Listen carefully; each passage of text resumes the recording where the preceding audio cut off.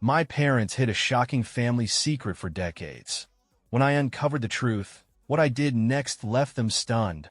Home had always been a balancing act.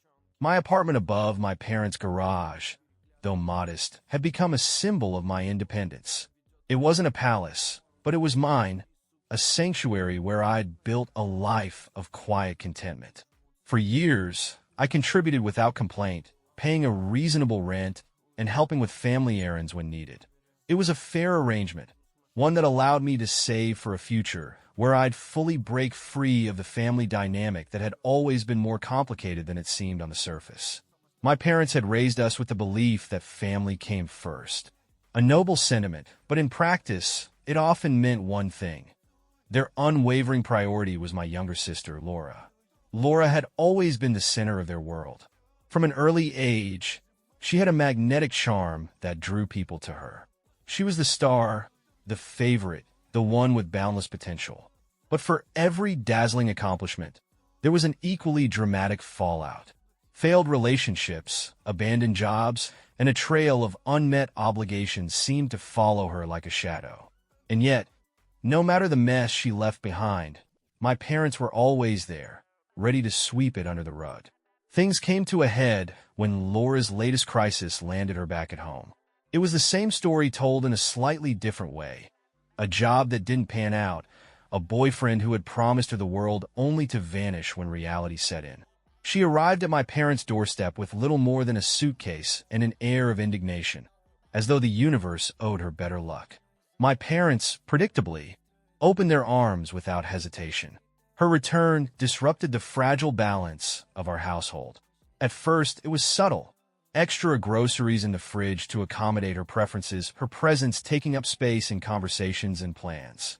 My parents' focus shifted, their lives revolving around Laura's needs and whims. She commandeered the dining room as her workspace, filled the house with her endless stream of calls and new projects, and treated the home like a pit stop between grandiose plans that never materialized. I watched from the sidelines, hoping it was temporary. But the final blow came one evening over dinner.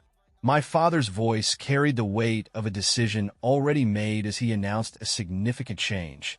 They were raising my rent. The explanation was carefully worded, designed to sound reasonable. They needed the extra income to support Laura while she got back on her feet. It wasn't a request or a negotiation. It was an expectation. In that moment, the walls of my sanctuary seemed to close in.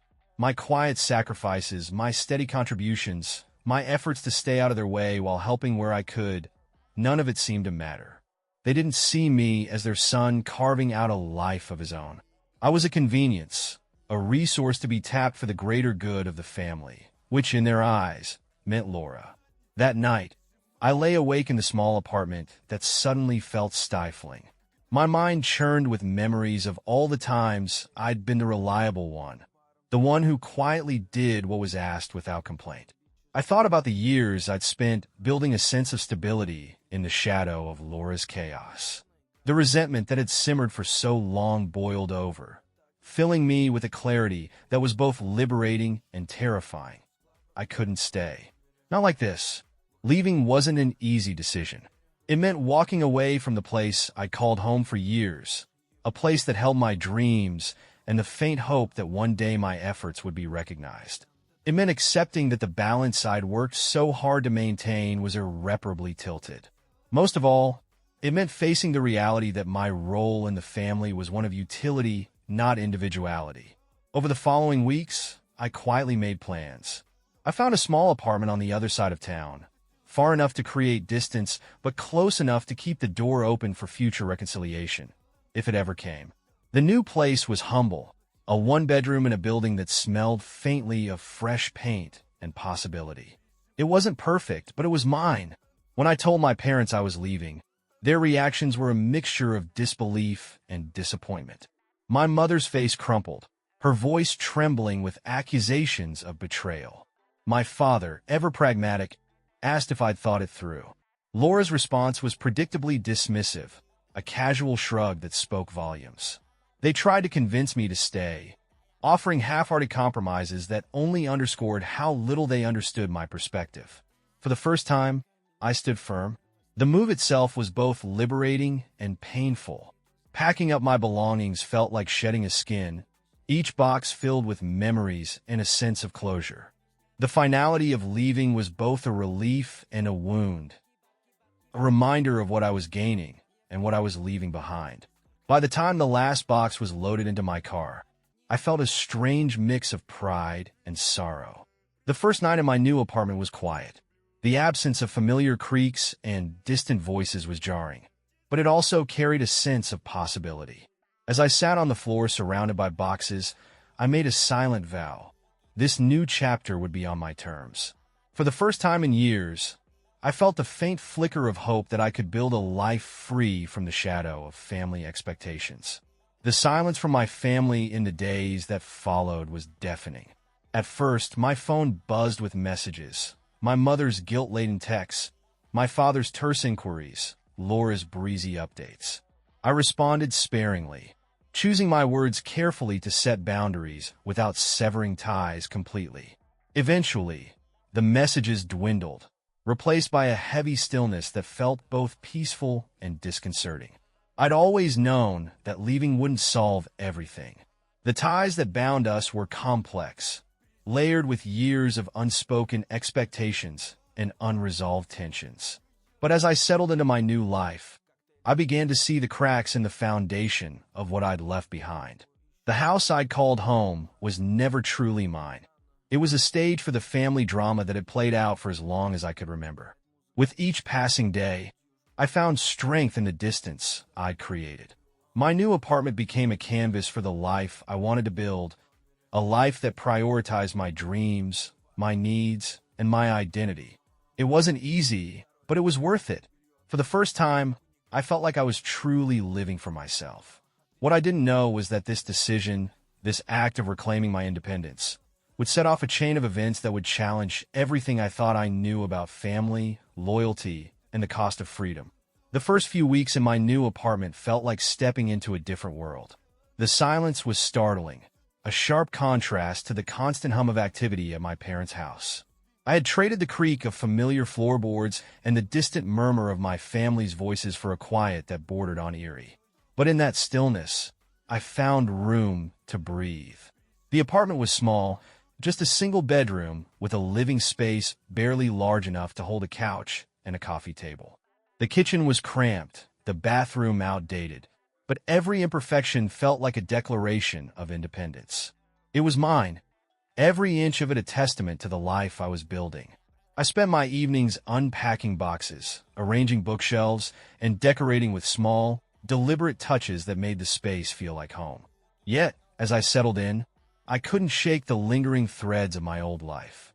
My phone buzzed incessantly at first, a mix of guilt-laden messages from my mother, terse inquiries from my father, and sporadic updates from Laura.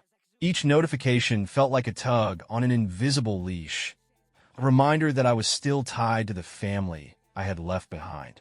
I responded sparingly, careful not to ignite more drama, but the weight of their expectations lingered like a shadow. The silence that followed was almost worse. As the days turned into weeks, the messages became less frequent, and eventually they stopped altogether. It was as though I had been erased from the narrative, my absence a void they chose to ignore rather than address. At first, I welcomed the quiet, relishing the freedom to focus on my own life without the constant pull of familial obligations. But as the weeks stretched on, the silence began to gnaw at me, a subtle ache I couldn't quite name. Work became my refuge. I threw myself into my job, taking on extra projects and volunteering for assignments that kept me busy late into the evenings. My coworkers noticed the change, occasionally commenting on my newfound energy and focus. I let them believe it was ambition driving me, not the need to fill the empty spaces left by the absence of my family. It was easier that way, easier than explaining the tangled mess of guilt and relief that came with leaving. Outside of work, I began to explore the city in ways I never had before. I wandered through neighborhoods I had only driven past, discovering tucked-away cafes and quiet parks that felt like secret treasures. I took up hobbies I had always been curious about but never had the time or energy to pursue.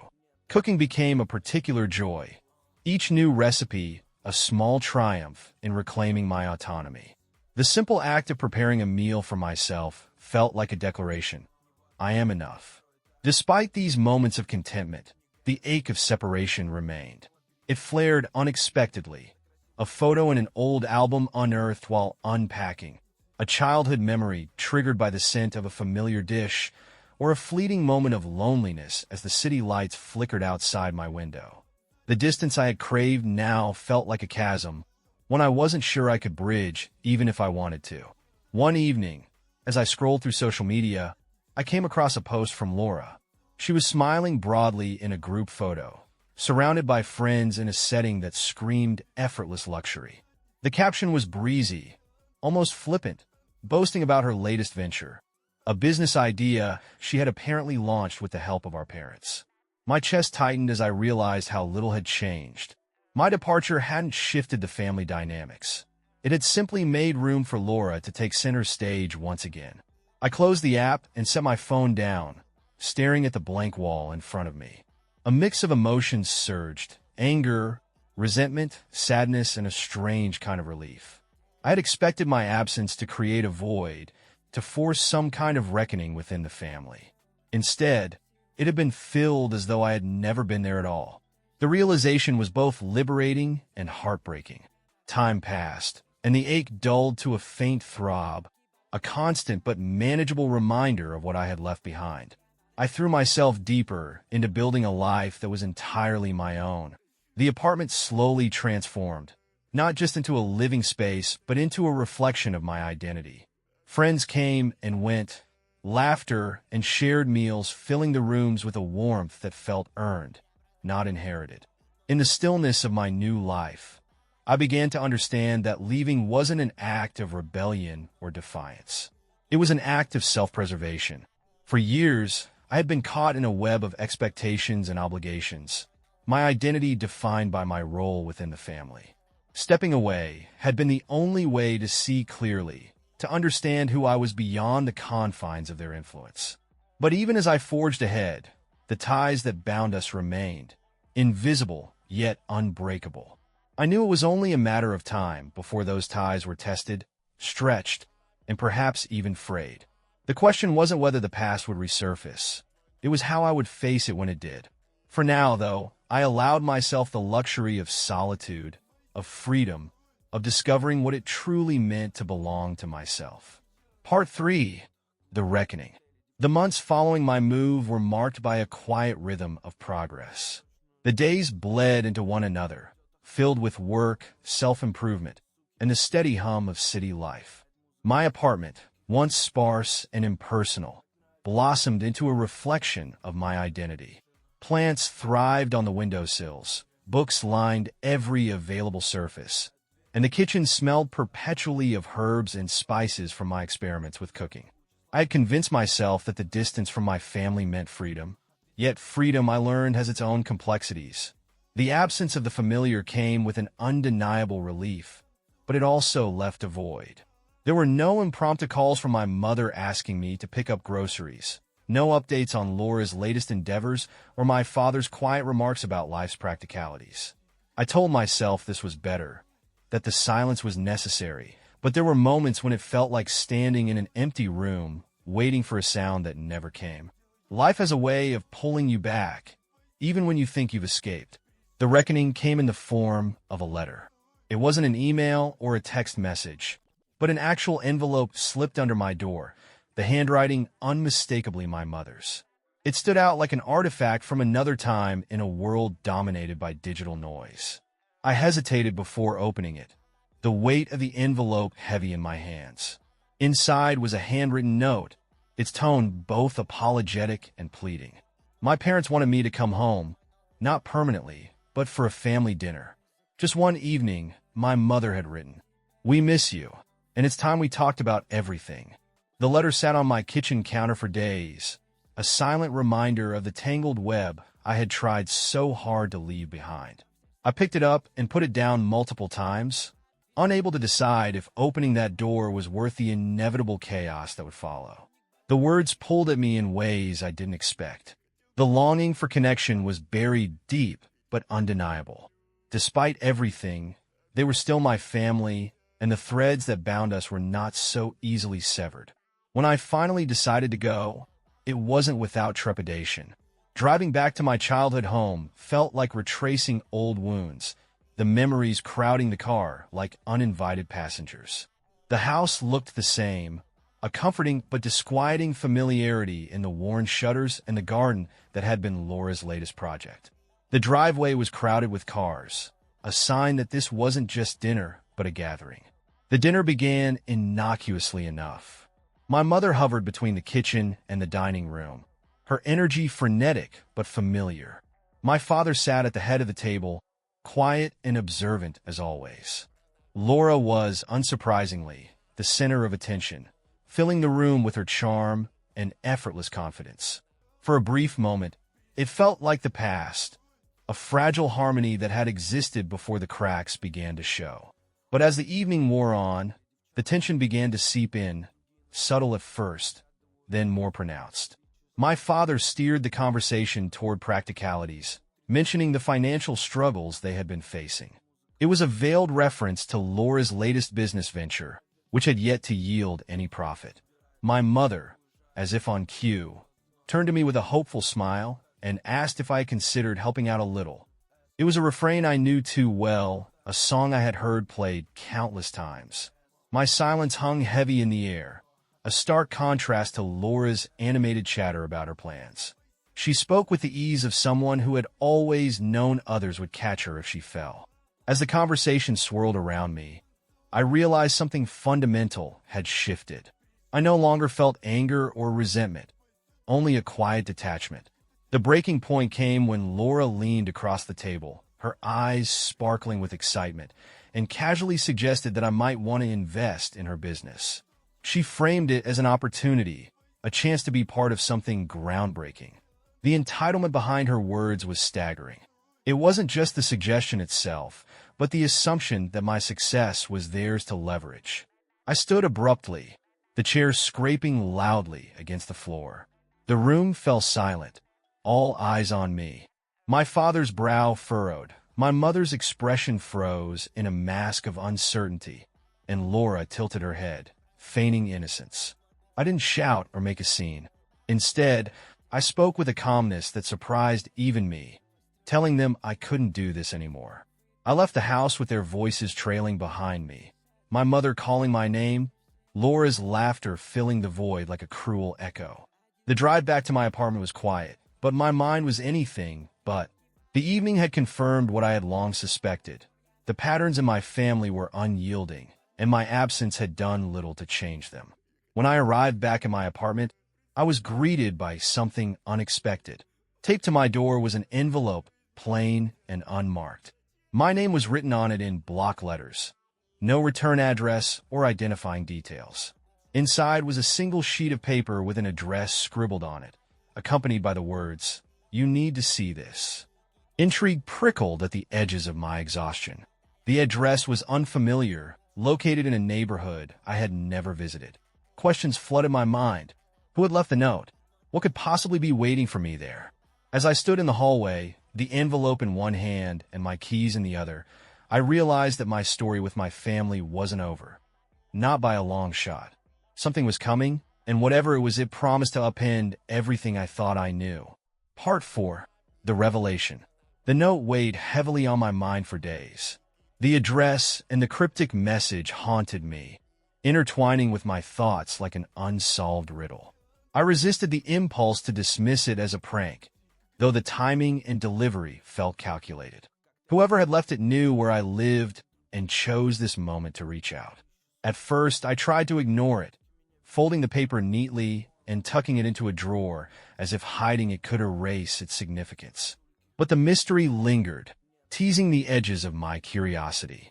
My attempts to focus on work faltered, and the usual solace I found in my routines began to feel hollow. The address beckoned like an unanswered call, and eventually, I couldn't resist. On a cold, overcast afternoon, I set out to the neighborhood listed on the note. It was a part of town I'd only ever heard about in passing, a cluster of streets lined with aging row houses and overgrown gardens. The buildings bore the scars of time, their paint peeling and their windows clouded with dust. The address led me to a narrow house at the end of the street, its facade unremarkable except for the faint glimmer of a brass knocker on the front door. Standing at the threshold, I hesitated. The silence of the street amplified the sound of my heartbeat, each thud a reminder that I could still walk away. But something deeper compelled me to stay. With a deep breath, I raised the knocker and let it fall. The door creaked open almost immediately, as if someone had been waiting on the other side. A woman in her 60s stood there, her face framed by a halo of silver hair.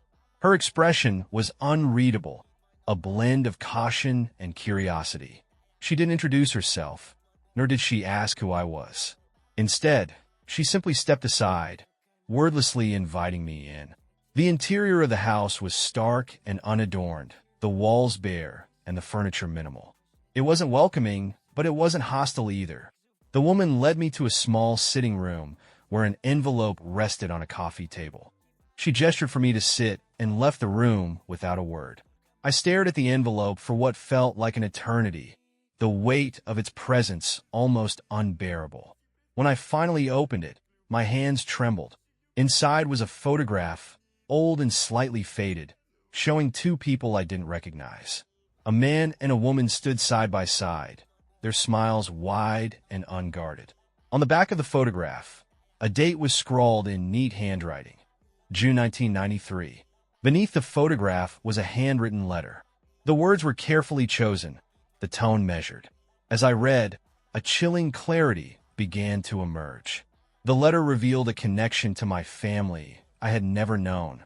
The man in the photograph was my father, and the woman was someone from his past, someone my family had never spoken of.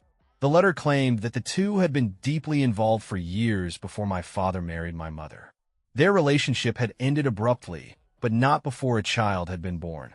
My head spun as I pieced together the implications. The child, according to the letter, was now an adult, someone I had unknowingly crossed paths with. The letter didn't name them explicitly, but the details pointed unmistakably to Laura. I sat in stunned silence, the photograph and letters still clutched in my hands.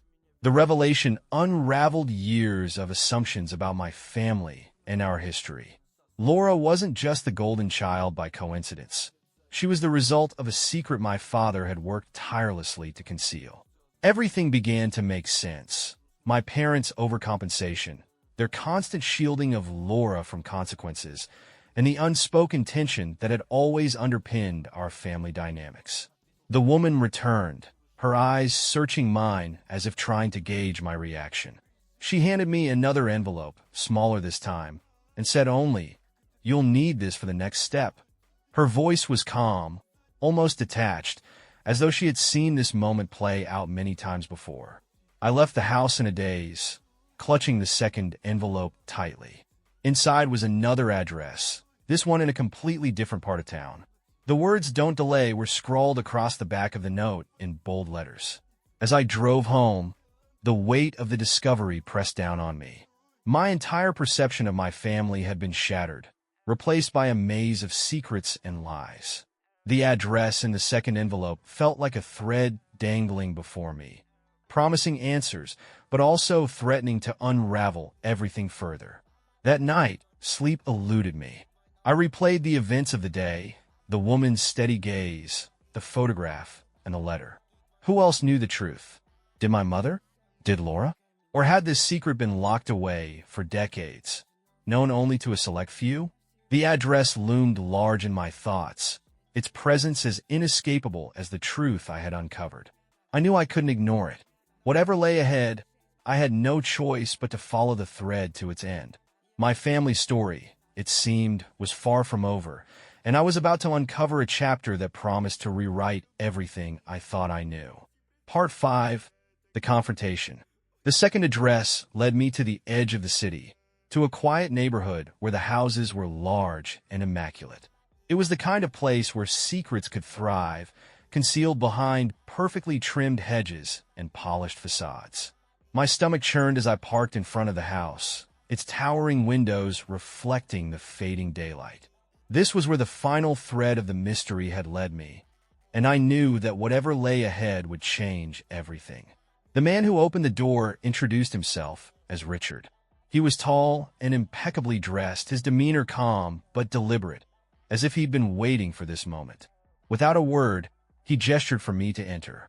Inside, the house was stark and modern, its walls adorned with abstract art and its furniture sharp-edged and severe. A folder sat on the coffee table, its presence ominous. Richard wasted no time. "I'm going to show you something," he said, his tone devoid of emotion. "And when I do, you'll understand why everything in your family has always felt off." The folder contained photographs, letters, and documents that unraveled decades of deception.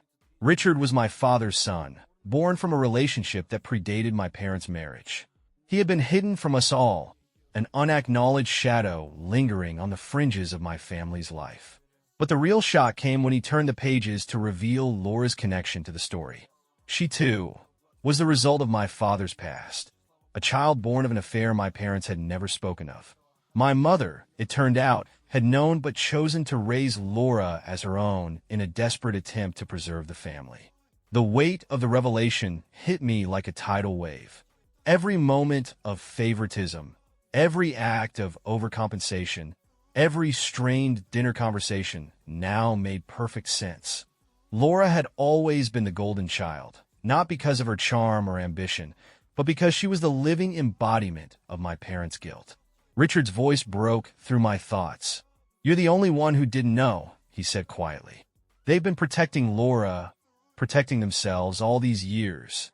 And in doing so, they let you bear the weight of their lies." I couldn't stay. The air in the house felt suffocating, thick with the enormity of what I'd just learned. Richard handed me a final envelope as I left, his expression unreadable.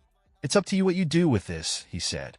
I drove home in silence, the envelope resting on the passenger seat like a ticking time bomb.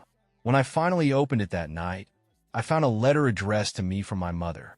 It was an apology, raw and heartfelt. She admitted to the secrets, the lies, and the choices that had shaped our family. "We thought we were protecting you," she wrote, "but in the end, we only hurt you." The next day, I returned to my parents' house. This time, I didn't arrive with anger or demands for explanations. I sat with my mother and father, the letter clutched tightly in my hand, and for the first time, we talked. Really talked. The pain, the guilt, the years of unresolved tension spilled out like a flood, washing away the carefully constructed walls we had built around ourselves. Laura joined us eventually, her usually confident demeanor replaced by uncertainty. She had always known something was wrong, but had never understood what. We didn't argue or place blame. Instead, we sat together, facing the weight of the truth as a family. The weeks that followed weren't easy. The fractures in our relationships didn't magically heal, and the scars of the past remained. But there was something new, an honesty that had never been there before. We began to rebuild, not on the shaky foundations of secrets, but on the solid ground of understanding. Richard became part of our lives in a tentative but hopeful way. He and Laura found common ground in their shared history, and I found myself reaching out to him more often than I expected. For the first time, I felt like we were all on the same side, working towards something better. One evening, as I sat in my apartment, a message from Laura lit up my phone. It was a picture of all of us, my parents, Laura, Richard, and me sitting around the dining table. The caption read, "A new beginning." I stared at the photo for a long time, letting its significance sink in. Our family wasn't perfect, and it never would be. But we were finally facing the truth, and in doing so, we had found a way forward. The secrets that had once torn us apart now bound us together, not as a burden, but as a reminder of the strength it took to confront them. In the end, I realized the truth wasn't just an ending. It was the start of a story we were finally ready to write together.